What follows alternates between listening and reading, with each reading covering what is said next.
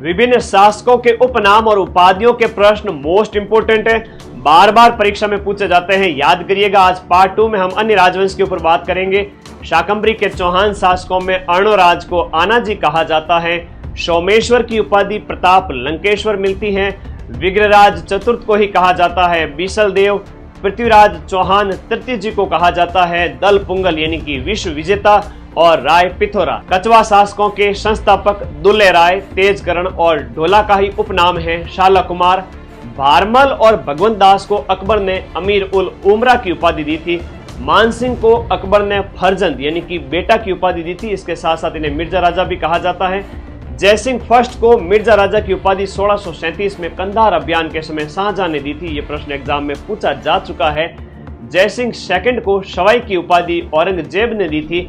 माधो सिंह द्वितीय को बब्बर शेर कहा जाता है।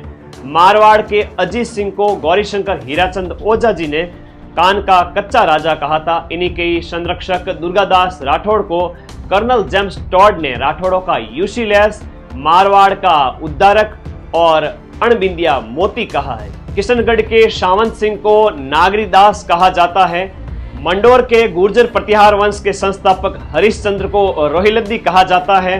प्रतिहार वंश के शासक मिहिर भोज की उपाधि आदिवरा ग्वालियर अभिलेख में मिलती है और इन्हें प्रभास कहा गया है दौलतपुर अभिलेख के अंदर। भरतपुर के जाट राजा सूरजमल जी को जाटों का प्लेटो या अफलातून कहा जाता है। जानकारी चौकी लगी तो अपने इस चैनल को सब्सक्राइब कर देना।